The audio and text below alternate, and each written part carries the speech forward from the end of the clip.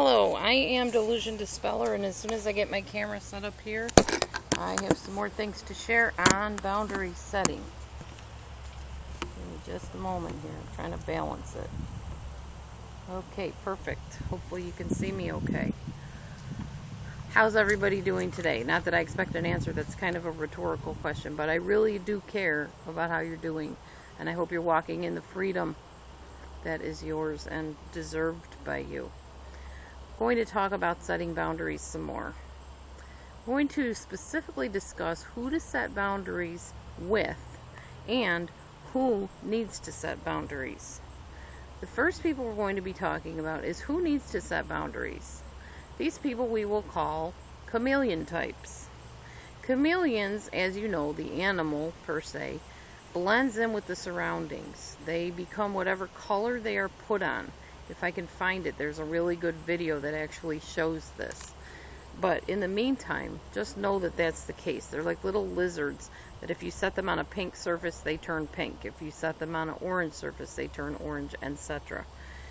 So if you are a chameleon type, you become like those that you are with. Chameleon type people act like they enjoy what other people do, even if they don't, because they don't want to rock the boat. They don't want to lose their friend. They don't want to be abandoned. There's many different reasons. They fear rejection. They are people pleasers. When a person does this a lot, giving in to others and ignoring their own needs and what they think and what they want, that person, he or she, becomes unable to say no or to give their choice and preference. This gets to the point that this person may not even realize that they are in a partnership with a toxic person. Sometimes these people actually live afraid of upsetting other people. The fear is that the other person will leave or abandon them or even reject them if they disagree. They feel like it would be selfish to have their own opinion that differs from the other person or to take an action that the other person might not like. They feel like they're in rebellion against that person. They hear like an inner critique, but it's more of a criticism when they choose to think or behave differently than the other person expects them to or wants them to. These type of people have the wrong type of boundaries that cause them to push people away if they really sincerely want to help them, or to not even ask for it in the first place, because they believe that deep down inside they don't deserve it or that they deserve to be punished or suffer.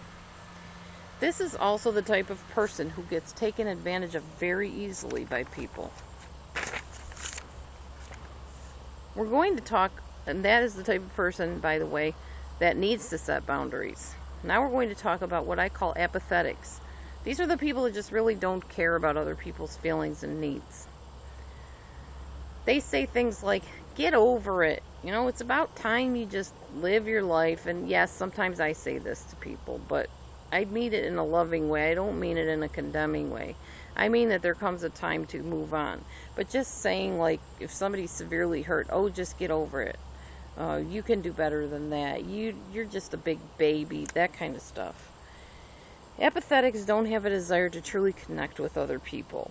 They don't want to know other people's needs, hopes, dreams, or feelings. They can't relate to that. They have no moral compass to understand any of that.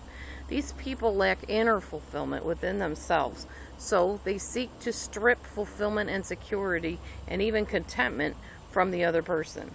They are wrapped up in their own interests and desires, so they don't pay attention to those desires and interests of other people. They blame people when things go wrong. They expect people to do their bidding, usually without question or very minimal questions.